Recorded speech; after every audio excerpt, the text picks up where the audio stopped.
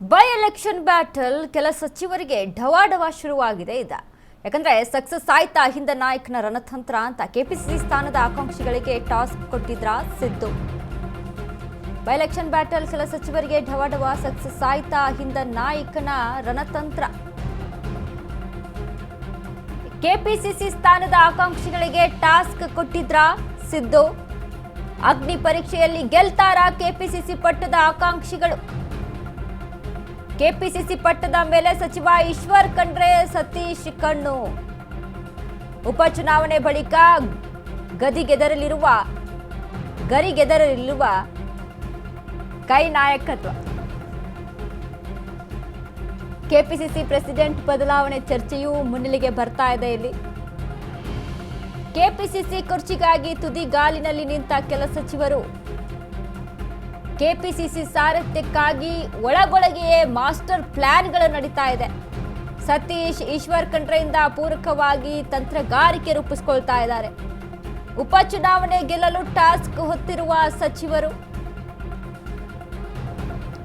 By election ಗೆದ್ರೆ KPCC ಸ್ಥಾನ ಪಡೆಯುವ ಲೆಕ್ಕಾಚಾರ ಇದೆ ಇಲ್ಲಿ. ಹೀಗಾಗಿ ಬಾಗಲಕೋಟೆಯಲ್ಲಿ ಠಿಕಾಣಿ ಹೂಡಿರೋ ಸತೀಶ್ ಜಾರಕಿಹೊಳಿ. ಒಂದು ತಿಂಗಳಿಂದ ಕ್ಷೇತ್ರ ಬಿಟ್ಟು ಹೊರಬಾರದ ಸತೀಶ್. ಇತ್ತ ದಾವಣಗೆರೆಯಲ್ಲಿ ಸಚಿವ ಈಶ್ವರ್ ಖಂಡ್ರೆ ಕ್ಯಾಂಪೇನ್. 5 ದಿನಗಳ ಕಾಲ ದಾವಣಗೆರೆಯಲ್ಲಿ ಬೀಡು ಬಿಟ್ಟಿದ್ದ ಖಂಡ್ರೆ. ಒಂದು ಕಡೆ ನೋಡಿ, ಪವರ್ ಶೇರಿಂಗ್ ವಿಚಾರಕ್ಕೆ ಸಂಬಂಧಪಟ್ಟಂತೆ ಸಿಎಂ ಕುರ್ಚಿ ಫೈಟ್ ವಿಚಾರ ಒಂದು ಕಡೆ ಸಿದ್ದರಾಮಯ್ಯ ಮತ್ತು ಡಿಕೆ ಶಿವಕುಮಾರ್ ನಡುವೆ ಆದ್ರೆ, ಇಲ್ಲಿ ಮತ್ತೊಂದು ಕಡೆ ಕೆಪಿಸಿಸಿ ಸ್ಥಾನಕ್ಕೆ ಪೈಪೋಟಿಗಳು ನಡೀತಾ ಇದೆ.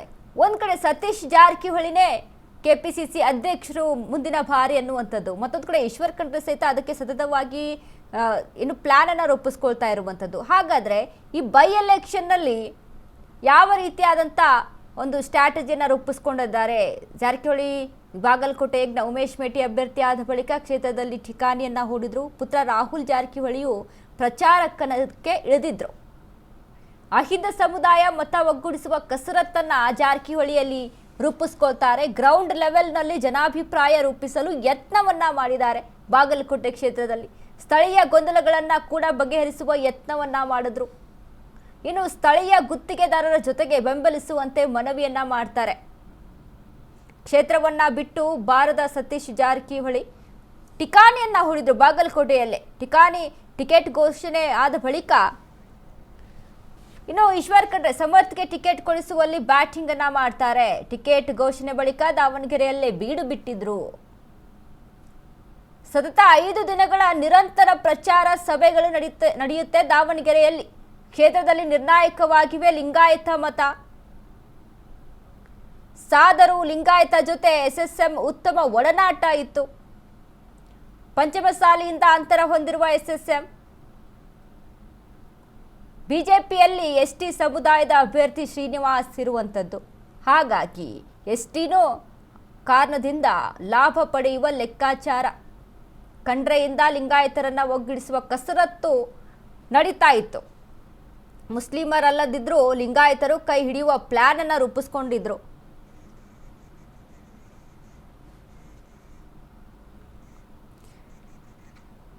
ಈ ಬಗ್ಗೆ ಮಾಹಿತಿಯನ್ನು ಕೊಡೋದಕ್ಕೆ ನಮ್ಮ ಜೊತೆ ದೂರವಾಣಿ ಸಂಪರ್ಕದಲ್ಲಿದ್ದಾರೆ ನಮ್ಮ ಪ್ರತಿನಿಧಿ ದೀಪಾ.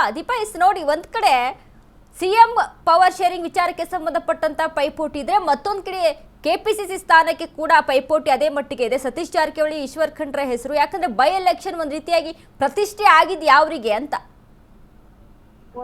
ಏನು ಕೆಪಿಸಿಸಿ ಅಧ್ಯಕ್ಷ ಸ್ಥಾನವನ್ನ ಪಡಿಬೇಕು ಅನ್ನುವಂತಹ ನಿಟ್ಟಿನಲ್ಲಿ ಒಂದಿಷ್ಟು ಪ್ರಯತ್ನಗಳಂತೂ ಆಗಿತ್ತು. ಹಿಂದೆಯೂ ಕೂಡ ಅಂದ್ರೆ ಪ್ರಮುಖವಾಗಿ ಯಾವಾಗ 2.5 ವರ್ಷದ ಬಳಿಕ ಬದಲಾಗುತ್ತೆ ಅನ್ನುವಂತಹ ವಿಚಾರ ಬಂತು, ಆಗ ಕೆಪಿಸಿಸಿ ಅಧ್ಯಕ್ಷ ಸ್ಥಾನವನ್ನು ಕೂಡ ಬದಲಾವಣೆ ಮಾಡಬೇಕು ಅನ್ನುವಂತಹ ಚರ್ಚೆ ಶುರುವಾದಂತಹ ಬೆನ್ನಲ್ಲೇ ಇಬ್ಬರ ಹೆಸರು ಫೈನಲೈಸ್ ಆಗಿತ್ತು. ಒಂದು ಸತೀಶ್ ಜಾರಕಿಹೊಳಿ, ಮತ್ತೊಂದು ಈಶ್ವರ್ ಖಂಡ್ರೆ.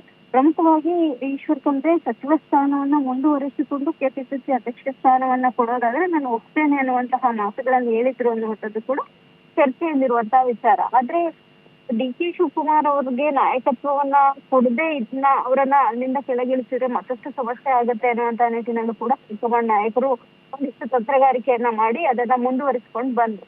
ಆದ್ರೆ ಇದೀಗ ಬೈ ಎಲೆಕ್ಷನ್ಗಳೇನಿದೆ ಆ ಬೈ ಎಲೆಕ್ಷನ್ಗಳಲ್ಲಿ ಎರಡೂ ಕ್ಷೇತ್ರದಲ್ಲೂ ಕೂಡ ಒಂದು ಕಡೆ ಈಶ್ವರ್ ಖಂಡ್ರೆ ಮತ್ತೊಂದು ಕಡೆ ಸತೀಶ್ ಜಾರಕಿಹೊಳಿ ಇಬ್ರು ಕೂಡ ಕ್ಷೇತ್ರದಲ್ಲಿ ಉಳಿದುಕೊಂಡು ಆಯಾಯ ಕ್ಷೇತ್ರಗಳನ್ನ ಗೆಲ್ಲಿಸ್ಕೊಂಡು ಬರ್ಬೇಕು ಅನ್ನುವಂತಹ ನಿಟ್ಟಿನಲ್ಲಿ ಒಂದಿಷ್ಟು ಪ್ರಯತ್ನಗಳನ್ನ ಮಾಡಿದ್ದಂತೂ ನಿಜ. ಯಾಕಂದ್ರೆ ಘೋಷಣೆ ಆದ ದಿನದಿಂದಲೂ ಕೂಡ ಇಲ್ಲಿಯವರೆಗೆ ಅಂದ್ರೆ ಯಾವಾಗ ಬಹಿರಂಗ ಪ್ರಚಾರಕ್ಕೆ ಕೊನೆ ಆಯ್ತು ಅಂದಿನ ದಿನದವರೆಗೂ ಕೂಡ ಅವರು ಅಲ್ಲೇ ಟಿಕಾಣಿಯನ್ನು ಹೂಡಿದ್ರು. ಯಾಕಂದ್ರೆ ಸಹಜವಾಗಿ ಒಂದು ಅಕೌಂಟಬಿಲಿಟಿ ಇರುತ್ತೆ, ತಾವು ಗೆಲ್ಸ್ಕೊಂಡು ಬಂದ್ರೆ ತಮಗೆ ಕೆಪಿಸಿಸಿ ಅಧ್ಯಕ್ಷ ಸ್ಥಾನ ಬೇಕು ಅನ್ನುವಂತಹದ್ದನ್ನ ಹಕ್ಕೊತ್ತಾಯವನ್ನ ಮಾಡಬಹುದು ಅನ್ನುವಂತಹ ನಿಟ್ಟಿನಲ್ಲಿ ಇಬ್ಬರು ನಾಯಕರು ಹಿಡಿದು ಅಲ್ಲಿ ಪ್ರಚಾರ ಮಾಡುವಂತಹದ್ದನ್ನ ಮಾಡಿದ್ದಾರೆ. ಹಾಗಾಗಿ ಬೈ ಎಲೆಕ್ಷನ್ ಒಂದು ಹಂತಕ್ಕೆ ಇಬ್ಬರಿಗೂ ಕೂಡ ಅಗ್ನಿ ಪರೀಕ್ಷೆ ಅಂದ್ರೆ ತಪ್ಪಾಗ್ಲಿಕ್ಕಿಲ್ಲ. ಯಾವ ಕ್ಷೇತ್ರ ಗೆಲ್ಲುತ್ತೆ ಅಥವಾ ಎರಡು ಕ್ಷೇತ್ರ ಗೆದ್ರೆ ಹೈಕಮಾಂಡ್ ಅದನ್ನ ಯಾವ ರೀತಿಯಾಗಿ ನೋಡುತ್ತೆ ಅನ್ನುವಂತಹದ್ದು ಕೂಡ ಮುಖ್ಯವಾಗುತ್ತೆ ವನಿತಾ.